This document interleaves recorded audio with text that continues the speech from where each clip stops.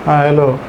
वो students of class part 3, इसके लिए ये है स्टैटिस्टिकल मैकेनिक्स।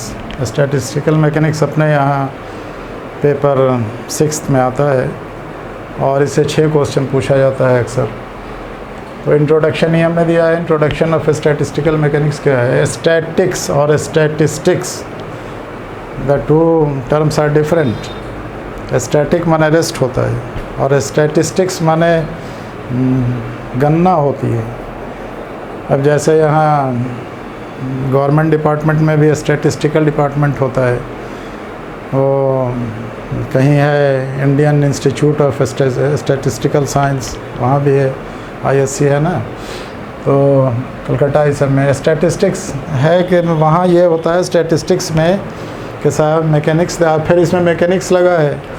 अपने यहाँ जो जनगणना होती है स्टैटिस्टिकल होता है, वो देखिएगा कि साहब कितनी आबादी है, पॉपुलेशन कितना है, और साहब मुर्गी कितना अंडा दे रही है और गाय कितना दूध दे रही है पूरे इंडिया में। अब ये सब का स्टैटिस्टिकल डेटा होता है।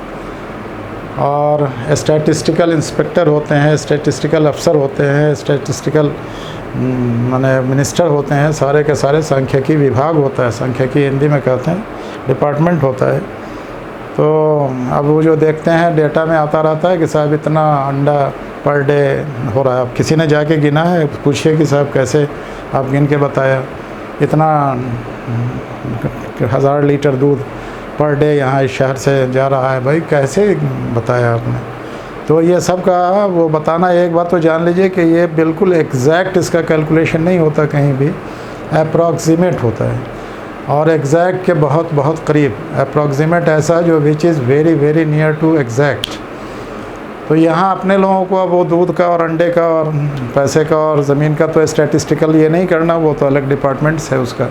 अपने लोगों को फिज़िक्स में देखना कि क्या स्टैटिस्टिक्स है। फिज़िक्स में हम लोग पढ़ते हैं बहुत सारे पार्टिकल्स के बारे में और सारा फिज़िक्स हम कहते हैं सारा साइंस माने पार्टिकल साइंस है। पार्टिकल्स को मिला के बल्क होता है, मैटर होता है, पूरी चीज़ बनती है। तो ये पार्टिकल्स का स्टैटिस्टिक्स क्या है, ये कैसे रहता है, और उसमें भी अगर मोशन में हो पार्टिकल्स तो फिर उसमें तो मैकेनिज़्म यानी मैकेनिक्स उसका हो जाता है, स्टैटिस्टिकल मैकेनिक्स हो जाता है वो। और स्टैटिस्टिकल क्लासिकल मैकेनिक्स है, स्टैटिस्टिकल मॉडर्न मैकेनिक्स है, यानी इसका भी डेवलप डिपार्टमेंट सब आगे चल के। तो हम कह ये रहे थे कि साहब बहुत सारे पार्टिकल्स का जो कलेक्शन होता है, तो उसमें क्या क्या प्रॉपर्टी जैसे है ना साहब, फिज़िकल प्रॉपर्टी हम लोग पढ़ते हैं, इंटरनल एनर्जी है, एंट्रोपी है, टेम्परेचर है, वॉल्यूम है, प्रेशर है, all these things are physical quantities. तो ये फिज़िकल क्वांटिटीज़ कैसे बदलती है in collection of very small particles. अब पार्टिकल्स जो यहाँ होगा वो रेस्ट में नहीं होगा, मोशन में भी हो सकता है, रेस्ट में भी हो सकता है। Collection of so many particles at rest, collection of so many particles in motion, दोनों बात हो सकती है। तो जब भी पार्टिकल्स कहीं होगा तो उसका पार्टिकल से बहुत सारा, मान लीजिए साहब सपोज़ करिए, देखो इसका यानी ऐसा है ना कि साहब पढ़ाने में कैलकुलेशन तो पूरा मैथमेटिकल ही है, लेकिन आज अभी हम चूँकि इंट्रोडक्शन हमने लिखा है तो इसीलिए थोड़ा हम बताएंगे कि है क्या, कैसे इसको पढ़ते, इसमें स्टैटिस्टिकल मैकेनिक्स में क्या है। अब हम कहते हैं सपोज़ करिए ये कमरा है एंड इस कमरे में हवा है और इस हवा में there are so many particles of oxygen, so many particles of nitrogen, so many particles of carbon dioxide, and you all understand and you all know कि all these particles are in motion. तो इसका statistical behaviour, statistical property, इसका temperature, इसका pressure, इसका volume, इसकी internal energy, इसकी entropy, how will we calculate? All these calculations come under the purview of this statistical mechanics। Statistical mechanics में ही ये सारी बात बताई जाएगी। अब सपोज़ करिए कि यहाँ कोई पार्टिकल है, तो हर पार्टिकल का कुछ माने कहीं से फ्रेम ऑफ रेफरेंस से, ओरिजिन से, जहाँ ओरिजिन हम मान लें वहाँ से उसका कुछ एक्स कोऑर्डिनेट होगा, वाई कोऑर्डिनेट होगा, जेड कोऑर्डिनेट होगा। हर पार्टिकल का अगर कहीं से रेफरेंस पॉइंट मान लिया इस कलम से, कहाँ है वहाँ पंखा पे एक पार्टिकल है, तो भाई उसका एक्स भी कोऑर्डिनेट है, उसका वाई कोऑर्डिनेट है, उसका जेड कोऑर्डिनेट है, ऑल दिस कोऑर्डिनेट्स है। और फिर particle are in motion, physics में हम कहते ही है कि साहब absolute rest is impossible, rest कहीं नहीं है, nothing in this world is at rest. हमेशा इस थ्योरी को याद रखिए। रेस्ट जो है ये रिलेटिव चीज़ है, किसी के रिलेटिव कोई रेस्ट में है। अब हम खड़े हैं कैमरे के सामने, कैमरा और मेरे बीच की दूरी नहीं बदल रही है, सो हम कहते हैं कि कैमरा रेस्ट में है, या कैमरा कहे कि साहब ये आदमी रेस्ट में है। Otherwise actually we are not at rest, we are on earth and earth itself is moving, और earth is moving with very high speed, earth is moving around the sun, earth is moving around its axis, then how are we in rest? So rest, nowhere rest, absolute rest is impossible, नामुमकिन है। दुनिया में कोई चीज़ absolute rest में नहीं है। तो इसीलिए हम कह रहे थे कि यहाँ इस कमरे में अगर एक पार्टिकल की बात आप करिए, तो पार्टिकल की बात करिए तो उसका एक्स कोऑर्डिनेट होगा, उस पार्टिकल का वाई कोऑर्डिनेट होगा, उसका जेड कोऑर्डिनेट होगा। और अगर ये कोऑर्डिनेट बदल रहा है, माने पार्टिकल मोशन में है, वेलोसिटी है, तो उसका वेलोसिटी होगा vx, vy, vz। अब फिर पार्टिकल है तो उसका कुछ मास भी होगा, मास को वेलोसिटी से मल्टीप्लाई कर दें तो मोमेंटम भी होगा। तो इसका मतलब कि साहब किसी पार्टिकल के पोजीशन को अगर हम कैरेक्टराइज करना चाहें, किसी की उसके काइनेमेटिक्स को, उसके डायनामिक्स को, जो पार्टिकल मोशन में है, इस कमरे में एक पार्टिकल की बात अगर हम करें तो साहब उसका एक्स कोऑर्डिनेट होगा, वाई कोऑर्डिनेट होगा, जेड कोऑर्डिनेट होगा, और फिर उसका मोमेंटम होगा। वेलोसिटी है, वेलोसिटी को मास से मल्टीप्लाई करते हैं तो मोमेंटम होता है, और मोमेंटम ख़ास चीज़ है। मोमेंटम में चेंज का रेट फोर्स होता है, मोमेंटम में स्क्वायर करके मास से डिवाइड करते हैं तो एनर्जी होती है। फोर्स, एनर्जी, सारा चीज़ उसका निकलता है और उसी पर प्रॉपर्टी डिपेंड करता है। तो उसका मोमेंटम होगा किसी पार्टिकल का, px कह दीजिए, या vx वेलोसिटी भी कह सकते हैं, py कह दीजिए, pz कह दीजिए, दिस इज़ मोमेंटम, है ना। तो ये जो हो गया, ये एक पार्टिकल का ये पोजीशन कोऑर्डिनेट हो गया, ये मोमेंटम कोऑर्डिनेट हो गया, X, Y, Z, P X, P Y, P Z. अब इसको जान के हम लोग पूरा इसकी प्रॉपर्टी सारा निकालेंगे, but we are considering only one particle of this air particle in this कमरा, इन दिस रूम। नहीं, उसका X coordinate, Y coordinate, Z coordinate जो है that will be with reference to some frame of reference. कोई frame of हमसे होगा, हमसे x x की दिशा में क्या दूरी, वाई डायरेक्शन में क्या दूरी, जेड डायरेक्शन में क्या दूरी, then I am the origin. तो ये होगा या नहीं। तो अच्छा, इसको अगर हम लोग कह दें तो इसको ऐसे भी कह सकते हैं, एक पार्टिकल की बात है। अब एक पार्टिकल का पोजीशन कोऑर्डिनेट ये लिखा हमने, और इसको अगर ये कर दें, डिफ्रेंशिएट कर दें, डिफ्रेंशिएट भी कर सकते हैं। डिफ्रेंशिएट कर दें, डिफ्रेंशिएशन होता है ना, कहीं काहे डिफ्रेंशिएट करते हैं। डिफ्रेंशिएट हमेशा हम लोग करते हैं कि साहब उसके छोटे से छोटे वेलोसिटी का, पोजीशन का, मोमेंटम का, जो भी उसका वैल्यू है, उसका हम लोग वैल्यू निकालते हैं डिफ्रेंशिएशन से, और फिर उस सारे को जमा करके इंटीग्रेट करते हैं। माने बल्क की प्रॉपर्टी अगर निकालना है तो पहले स्मॉल माइन्यूट चीज़ की प्रॉपर्टी निकालनी होगी। वो करते हैं ना, जैसे बहुत जगह देखा होगा, मोमेंट ऑफ इनर्शिया निकालना है किसी रॉड का तो इसका एक छोटा सा एलिमेंट लेते हैं, एंड दैट इज़ कॉल्ड कि साहब वो एलिमेंट्री एलिमेंट है, उसको डी से गुना कर देते हैं, dl हो गया, dx हो गया, dy हो गया, dpx कुछ भी होगा, माने d लगा देने के बाद उसका स्मॉल वैल्यू होता है। तो ऐसी हालत में इसको अगर हम dx, dy, dz भी लिख सकते हैं, dx, dy, dz हो गया, और फिर इसको भी dpx लिख दें, dpy लिख दें, dpz लिख दें। तो ये जो एक स्पेस हो गया, ये 6 टर्म का, यहाँ 6 टर्म का, this is called phase space. इसको बोलते हैं फेज स्पेस, या इसको बोलते हैं म्यू स्पेस। ये इसको क्या बोलेंगे, ये फेज स्पेस की बात हो गई, फेज स्पेस। अब देखिए, फेज समझते नहीं समझते, हम फेज अभी समझा देंगे। फेज स्पेस और म्यू स्पेस इसको कहते हैं, इसको म्यू स्पेस। यू रिमेंबर के साहब we are discussing and we are considering only one particle somewhere in this कमरा, एंड उस कमरे का this is X coordinate, this is Y coordinate, this is Z coordinate, this is momentum का X coordinate, particle will be in motion. हमने कहा absolute rest is नामुमकिन, and this is momentum का Y coordinate, this is momentum का Z coordinate, ये है।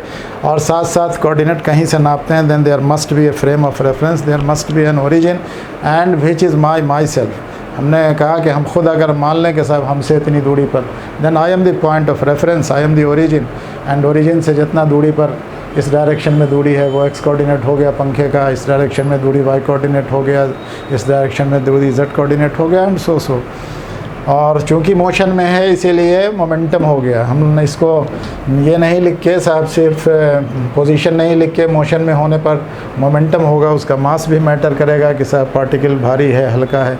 Momentum में मास भी आता है, वेलोसिटी भी आता है, वेलोसिटी आता है इसमें चेंज के चलते। अब एक टर्म है ये फेज़ पता नहीं समझते इंटर के क्लास में, नीचे के क्लास में बहुत पढ़ा है फेज़। अपने यहाँ सुनते हैं देखते हैं कि साहब ये बिजली एक फेज़ में आ रही है कि 2 फेज़ में आ रही है। किसी को कोई कहता है कि देखिए इनका फेज़ उल्टा है, इनका फेज़ डिस्टर्ब हो गया। तो फेज़ क्या होता है? फेज़ अब जैसे हम बताएं समझने के लिए, देखिए अगर हम ये 2 लाइन ऐसे खींच दें ये एक फेज़ में है, और अगर हम ऐसे खींच दें तो ये अपोजिट फेज़ में हो गया। फिर हम ऐसे खींच दें तो ये फेज़ में दूसरा डिफरेंट हो गया, ये अपोजिट नहीं हुआ, 180 डिग्री नहीं हुआ, 90 डिग्री है, but they are out of phase, they are not in phase. अब जैसे साहब वो वेव में पढ़ते हैं ये इस तरह से है तो ये एक फेज़ में है साहब, ये चलिए ये फेज़ है इसका, एक फेज़ में। और इसी के तरह इसी से ऐसे अगर हो जाए, ये ऐसे हो जाए, यानी फेज़ यहाँ से ये शुरू नहीं होकर यहाँ से हो, then there is phase difference now, phase difference. अब एक ऐसे वेव हो और दूसरा ऐसे वेव हो, ये अपोजिट फेज़ में हो गया। एक फेज़ इसका इधर, एक फेज़ इसका इधर, दिस ये ऊपर तो ये नीचे तो ये ऊपर जाएगा, ये नीचे आएगा ऐसे, and like this. Then they are not in same phase, opposite phase में हो गया। तो इस तरह से फेज़ होता है। अब जैसे हम कह दें ये देखिए ये दोनों उंगली ऐसे कर दिया, then they are in same phase, लेकिन ऐसे कर दिया then they are in opposite phase, ऐसे कर दिया तो फेज़ एंगल हो गया 90 डिग्री का। So this is called phase. तो ये कहलाता है फेज़ स्पेस। ये 6 डायमेंशनल स्पेस है, 3 पोजीशन कोऑर्डिनेट, 3 मोमेंटम कोऑर्डिनेट मिला के दिस इज़ 6 डायमेंशनल स्पेस है। ये 6 डायमेंशनल स्पेस, इसमें लिखने की समझने की ज़रूरत है। अभी क्वेश्चन हम नहीं लिखा रहे, ये सिर्फ हमने लिखा है इंट्रोडक्शन ऑफ। तो इंट्रोडक्शन में ये सब टर्म आना है चूँकि, और फिर प्रोबेबिलिटी आनी है। ये स्टैटिस्टिकल मैकेनिक्स का मेन टर्म प्रोबेबिलिटी है जो दरअसल एंट्रोपी से उसका जोड़ होता है। देन 6 डायमेंशनल स्पेस, ये इसको कहते हैं हम लोग, ये फेज़ स्पेस इसको बोलते हैं, फेज़ स्पेस या इसको म्यू स्पेस बोलते हैं, म्यू स्पेस। और फिर इसी तरह से अगर एक पार्टिकल की बात नहीं करें, if there are so many particles, बहुत सारा पार्टिकल्स है, और तब उसका जो कोऑर्डिनेट भी हो जाएगा, उस सब का XYZ कैसे नापेंगे? इस कमरे में तो एक पार्टिकल नहीं है, एक पंखा नहीं, बहुत सारा पंखा हो इस तरह से अगर, तो फिर उसका फेज़ कैसे नापेंगे?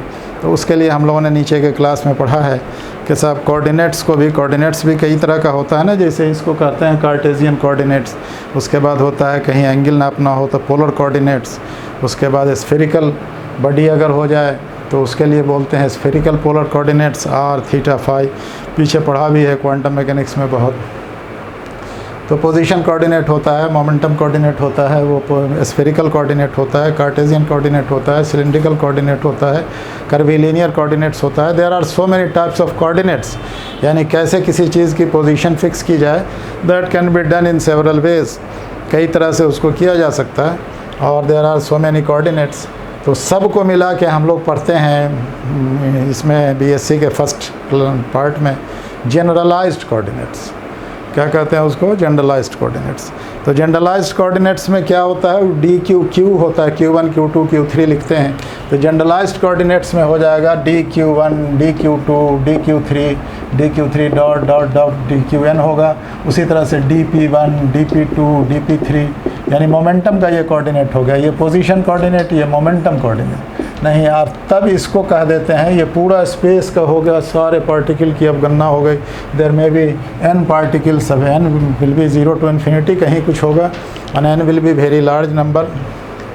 तो इसको कहेंगे, अभी से हम लोगों को याद रखना चाहिए, this will be called tau space. इसको क्या कहेंगे? टॉ स्पेस। टॉ ऐसे लिखते भी हैं, टॉ स्पेस, ये टॉ लिखते हैं, इसको पढ़ते हैं। तो अगर there is system of particles, there are so many system of particles, then that will be called tau space. याद रखना चाहिए व्हाट इज फेज स्पेस और mu space. Here we consider only one particle and we write its position coordinate, we write its momentum coordinate, and product of the two is called, माने ये this is a space जहाँ there are several quantities, mathematical space of course। तो इसको this is called phase space और mu space। और नहीं, if there are a system of particles there are so many system. Statistics में वही होगा, statistics में बहुत सारी चीज़ होगी और उसके प्रॉपर्टी को गेस करना होगा, और वो दैट विल बी हमेशा अप्रॉक्सीमेट, नेवर एग्जैक्ट, समझाना। अब जैसे हमने बताया कि साहब हिंदुस्तान की सरकार कहती है कि साहब मेरे यहाँ इतना लाख लीटर दूध पर डे हो रहा है, अब वो कहीं जाके कोई नाप के देखा है, लेकिन साहब उसका स्टैटिस्टिकल डाटा है, कहाँ क्या कितना होता है और नाप के लोग बताता है। साहब मुर्गी इतना अंडा दे रही है, अब वो दे रही है, कोई जाके गिन के देखा उसको, लेकिन साहब उसका एक सैंपल लिया जाता है, एक जगह कहीं पर उसको क्या किया जाता है, एक ब्लॉक लिया जाता है, ब्लॉक का स्टडी किया जाता है, 2 जगह 3 जगह 4 जगह किया गया, और उसके बाद फिर उसका एवरेज लिया गया और लेके देन पीपल डिसाइड कि साहब कितना है, और वो नंबर, अब उसमें वही थोड़ा होशियारी बरतनी है, then that number will be very very करीब, very very near to the exact value. माने वो एग्जैक्ट वैल्यू होगा, वो नहीं है कि साहब कोई सही नहीं कह सकता कि हाँ साहब इतना लीटर दूध पैदा हो रहा है हिंदुस्तान में, एग्जैक्ट नहीं कह सकता, but that will be very near to exact, माने it will be most approximate, तो result will be most approximate. हम कह रहे थे कि साहब यहाँ भी जब करते हैं हम लोग तो उसका सैम्पलिंग करना कहते हैं। कहीं किसी एक गांव को ले लिया, गांव को जाके स्टडी किया, देखते होंगे जनसंख्या वाले लोग आते हैं तो साहब लिखते हैं कितना बच्चा है, कितना बच्ची है, कितना बकरा, कितना बकरी, जानवर, सबका दैट इज़ सैम्पलिंग जस्ट, कि साहब इस गाँव में इतना है तो साहब ये इतना, घर में इतना होगा तो ऐसे इतना होगा, लोग जोड़ के निकालता है। तो यहाँ हेयर ऑल्सो भी डू सैम्पलिंग, ये सैम्पलिंग ही करते हैं, और सैम्पलिंग जो करते हैं तो एक सैंपल लेते हैं, और उस सैंपल को यहाँ सैंपल नहीं कहते स्टैटिस्टिक्स में, यहाँ इन सैम्पल्स कहते हैं।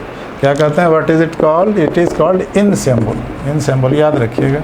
और ये इन सैम्पल जो हम लोग लेते हैं, ये 3 तरह का यहाँ लेते हैं, 3 तरह का इन सैम्पल लेते हैं। एक माइक्रो कैनोनिकल इन सैम्पल होगा, कैनोनिकल इन सैम्पल होगा, ग्रैंड कैनोनिकल इन सैम्पल होगा। अब कहिए कि साहब ये इन सैम्पल क्या है, इन सैम्पल भाई हमने कहा सैम्पलिंग करना, यहाँ पीपल से sample, we have in physics भी से इन सैम्पल्स, समझाना, बिकॉज के वहाँ सैंपल किसी चीज़ का हो सकता है, फल का, जानवर का, आदमी का, एंड यहाँ हम लोग लेते हैं स्मॉलेस्ट पार्टिकल्स का। अब इलेक्ट्रॉन का स्टडी करेंगे, there are so many electrons in an atom, there are so many साहब वो क्या कहते हैं, neutrons, protons and elementary particles, so many particles. अब वो सारा पार्टिकल्स बहुत है, वो तो एक एटम में कहते हैं ना कि साहब सोडियम के एक एटम में 11 इलेक्ट्रॉन है, लेकिन एक atom itself is very small, 1 ग्राम भी सोडियम लीजिएगा देन इसमें 10 के पावर कितना में हो जाएगा उसमें इलेक्ट्रॉन। देन ऐसी हालत में उसके सैम्पलिंग करना, इसको यहाँ सैंपल नहीं कहते, यहाँ पे what do we call here in samples. और ये इन सैम्पल्स 3 तरह का होगा, याद रखना चाहिए। इन सैम्पल होगा, एक माइक्रो कैनोनिकल इन सैम्पल कहलाएगा, एक कैनोनिकल इन सैम्पल कहलाएगा, एक ग्रैंड कैनोनिकल इन सैम्पल कहलाएगा। 3 तरह का इन सैम्पल अपने यहाँ ये स्टडी करना है। कौन कौन, micro canonical in sample, micro canonical in sample, micro canonical in sample. देखिए हमने क्या क्या बताया, याद रखिएगा। हमने स्पेस बताया, फेज स्पेस, म्यू स्पेस, टॉ स्पेस, ये सब बताया कैसे कैसे लेंगे। और फिर इंसेम्बल्स बता रहे हैं, what is ensemble, ensemble collection of system. उसको पूछे व्हाट इज़ इंसेम्बल तो कहिएगा सिस्टम ऑफ पार्टिकल्स, माने कलेक्शन ऑफ सिस्टम, जो विच मस्ट बी, माने क्या होना चाहिए, उसमें कुछ प्रॉपर्टी आइडेंटिकल होनी चाहिए। वेयर अब सैंपल लेंगे कहीं तो एक तरह की कोई चीज़ लेंगे ना, माने निकालेंगे, तो वो दे मस्ट बी आइडेंटिकल होना चाहिए, एंड नॉन इंटरेक्टिंग, आपस में उसके कोई ये नहीं हो, इंटरेक्शन नहीं हो, यानी आपस में कोई फोर्स उसके नहीं लग रहा हो। इंटरेक्शन माने फोर्स ही होता है। इंटरेक्शन जहाँ हम लोग बोलते हैं तो वहाँ दूसरी जगह दूसरी बात होती है अंग्रेज़ी में, लेकिन फ़िज़िक्स में इंटरेक्शन माने फोर्स ही होता है। तो 3 तरह का इंसेम्बल बनाते हैं, जिसमें एक में इंसेम्बल में सिस्टम ऑफ पार्टिकल्स जितना भी होगा वो सब की एनर्जी बराबर होगी, सबका वॉल्यूम बराबर होगा। पार्टिकल डेंसिटी माने यूनिट वॉल्यूम में पार्टिकल कितना है वो बराबर होगा। तो उसको कहते हैं माइक्रो कैनोनिकल इंसेम्बल। इसको किताब उताब में देखिएगा, इस तरह से बना भी हुआ है, like this like this like this like this like this, इस तरह से इस तरह से इस तरह से, और लिखा हुआ है EVN, सब में EVN लिखा रहेगा, EVN इस तरह से। कहिएगा साहब क्या है ये EVN, तो ये EVN जो लिख दिया हमने यहाँ पर EVN सब में बॉक्स सब है, यानी there are so many system. एक सिस्टम है, उसकी एनर्जी है, उसका वॉल्यूम है, उसमें पार्टिकल डेंसिटी है, माने नंबर ऑफ पार्टिकल्स कितना है, फिर यहाँ उतना ही नंबर ऑफ पार्टिकल्स फिर दूसरे में होगा, फिर इतना ही तीसरे में होगा। Energy, volume, number of particles constant होगा, देन इसको हम लोग कहेंगे माइक्रो कैनोनिकल इंसेम्बल। और उसके बाद हमने कहा है कि साहब वो ये होता माइक्रो कैनोनिकल इंसेम्बल, एक कैनोनिकल इंसेम्बल, एक माइक्रो, एक कैनोनिकल इंसेम्बल, सीधे canonical, micro canonical, grand canonical, तो 3 तरह का होता है। ये कैनोनिकल में होगा, इसमें होता है कि साहब इसमें जो इंसेम्बल होगा, इसमें जितना भी पार्टिकल सब होगा, like this like this like this, इस सब का TVN लिखते हैं, TVN। अभी कहिए TVN क्या है, किताब सब में लिखा है, इस तरह से मिलेगा, देखिएगा। You must consult the book, याद रखिए किताब ज़रूर पढ़िए। टीचर सब कुछ कभी नहीं पढ़ा सकता, कोई टीचर हमेशा सब कुछ नहीं पढ़ा देगा। जो कहता है कि हम सब कुछ पढ़ा देंगे वो झूठा टीचर होगा, सही नहीं होगा। सबसे अच्छा टीचर किताब होता है, books are the best teachers, हमेशा याद रखना चाहिए। तो if you consult book then you will find इस टाइप का picture and these terms what I have written, TVN, temperature, volume, number of particles, temperature, volume, this will be same. These are different systems, we have taken कई samples. अब हमने बताया ना कि जैसे अब कितना अंडा हिंदुस्तान में पैदा होता है, इसके लिए लोग जाएगा, मुजफ्फरपुर में सैम्पलिंग करेगा, पटना में करेगा, और बेगूसराय में करेगा, एंड समवेयर, लेकिन पूरे में कर लेगा, this is not possible. Then कुछ खास पॉइंट लेगा, और कुछ पॉइंट लेगा तो उसमें ये होगा कि हाँ साहब वहाँ ये चीज़ होनी चाहिए कुछ। तो यहाँ भी इसी तरह से सैम्पलिंग करेंगे हम लोग, माने पूरे सिस्टम का, और उसमें ऐसा सैम्पलिंग करेंगे, ऐसा ब्लॉक लेंगे जिसमें temperature, volume, number of particles per unit volume कहते हैं, यानी particle density, this is constant TVN। Grand canonical ensemble में होता है TVµ, वहाँ TVµ कहलाता है, TVµ। ये हो गया कि साहब they all are identical in this respect, सबका टेम्परेचर सेम, वॉल्यूम सेम, ये केमिकल पोटेंशियल कहलाता है म्यू में।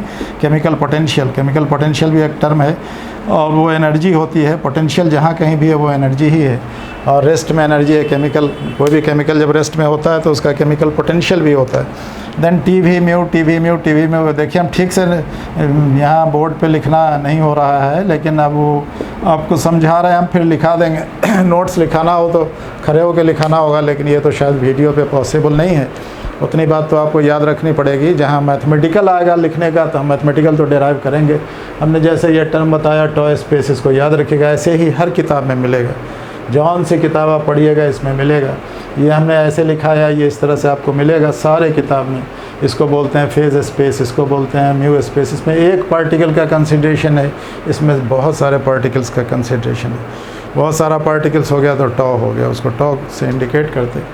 और ये हुआ तो इसको म्यू स्पेस या फेज स्पेस कहते हैं। ये है अपना।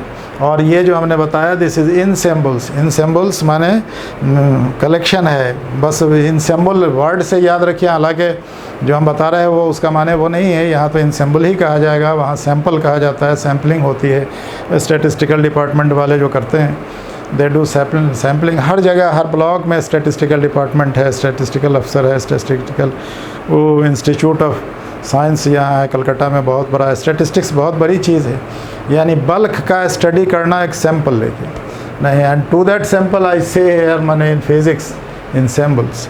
और इनसेम्बल्स के लिए होना चाहिए कि कुछ प्रॉपर्टी माने कुछ चीज़ आइडेंटिकल होनी चाहिए।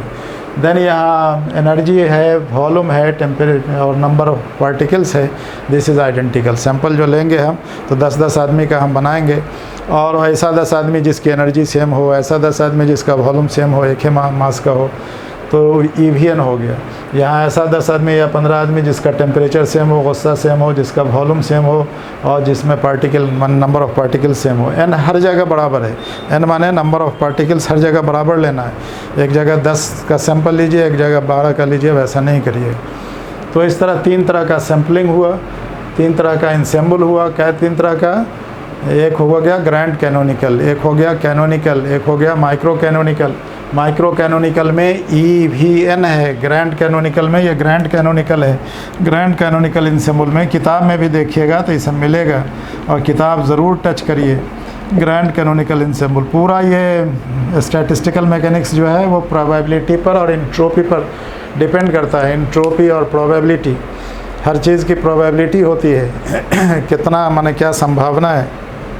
और इंट्रोपी तो शायद जानते ही होंगे, इंट्रोपी TV म्यू, ये यहाँ इंट्रोपी हम नहीं लिख रहे हैं अभी, याद रखिए TV म्यू, ये सब इंसेम्बल हम बता रहे हैं। इंसेम्बल अपने लोगों को तीन तरह का पढ़ना है, तीन तरह का। दिस इज़ ग्रैंड कैनोनिकल, ये जो हमने बताया ये ग्रैंड कैनोनिकल इंसेम्बल है। देखिए ये सब बोर्ड पर साफ साफ नहीं हो रहा, ये ग्रैंड कैनोनिकल, ये TV म्यू, ये ग्रैंड कैनोनिकल इंसेम्बल है, ये कैनोनिकल इंसेम्बल है, कैनोनिकल इंसेम्बल है, कैनोनिकल इंसेम्बल है। और ये जो बताया हमने ये माइक्रो कैनोनिकल इंसेम्बल है दिस। तो कह रहे थे हम कि साहब वो इंट्रोपी है यहाँ और प्रोबेबिलिटी है, दो चीज़ पूरे स्टैटिस्टिकल मैकेनिक्स में जो मैटर करेगा, दो फिज़िकल प्रॉपर्टी हम लोग देखेंगे। एक फर्स्ट चीज़ है प्रोबेबिलिटी, प्रोबेबिलिटी को W से इंडिकेट किया करेंगे, और इंट्रोपी इसको सिग्मा से इंडिकेट किया करेंगे। इंट्रोपी तो समझते भी होंगे शायद, इंट्रोपी कहते हैं हमेशा, इंट्रोपी से रिलेटेड थर्मोडायनामिक्स में पढ़ा होगा नीचे के क्लास में, principle of increase of entropy not decrease. Entropy दुनिया भर की हमेशा बढ़ती है, किसी भी चीज़ की इंट्रोपी बढ़ती है, घटती नहीं है। So that is called principle of increase of entropy. हमने जो आज बताया है और जो बता रहे हैं अभी वो स्टैटिस्टिकल मैकेनिक्स। स्टैटिस्टिक्स क्या होता है? एक होता है, याद रखिएगा, स्टैटिक्स, और एक है statistics. We are discussing here statistics not statics. Statics dynamics mathematics में किताब होती। तो ये कहा, फिर कल इसका हम लोग मैथमेटिकल और थ्योरम करेंगे। पूरा प्रोबेबिलिटी का थ्योरम है और पूरा मैथमेटिकल ही है, पूरा मैथमेटिकल ही करना पड़ेगा। बट दीज आर बेसिक चीज़ to which we should remember. Okay, आज इतना ही रखिए।